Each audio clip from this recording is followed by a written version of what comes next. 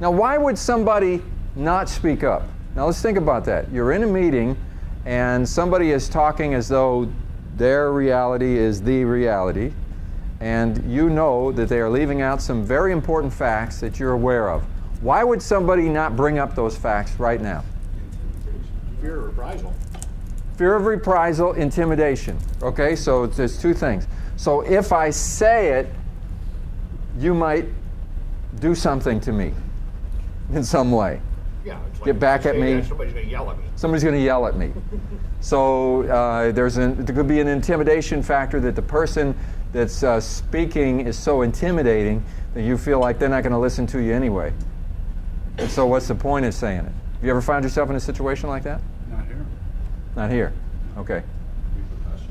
Repercussion, right. Okay, I mean, those kinds of situations happen all the time, and I see people who don't say anything, and then after the meeting, they go out and have a conversation with somebody else that was in the meeting and say, I can't believe that meeting. You know, this person said this, they don't have all the facts, whatever. And, you know, when I overhear those kind of comments, I go, well, why didn't you say something?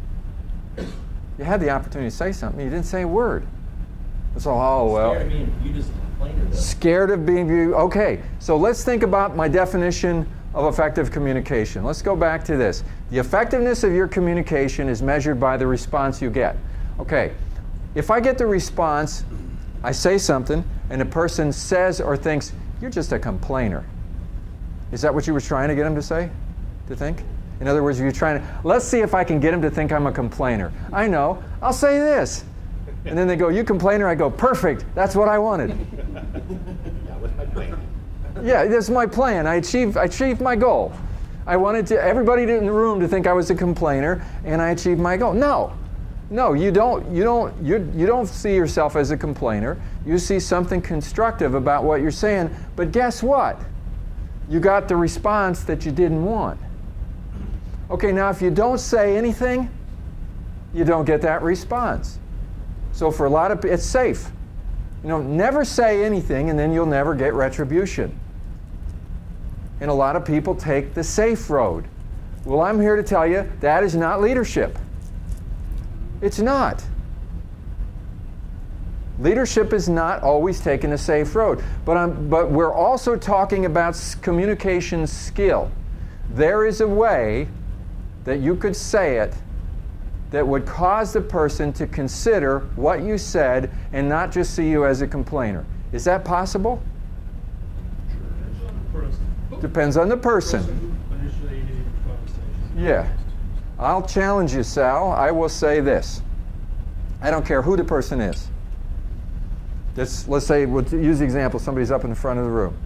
Let's say that in the room, we have 20 people in the room. And everybody in the room, if they tried to say whatever this thing is, that person would have the negative response with every single person in the room. But now let's open the universe up and let's say, let's get the best communicator in the world, the best negotiator in the world. They don't work for Noresco. They're really, really good at it, and put them in the room. Do you think that it's possible that somewhere, there's somebody that could communicate to that person in that context, and they could, instead of seeing it as a complainer, they could consider? Do you think it's possible? I think it's possible.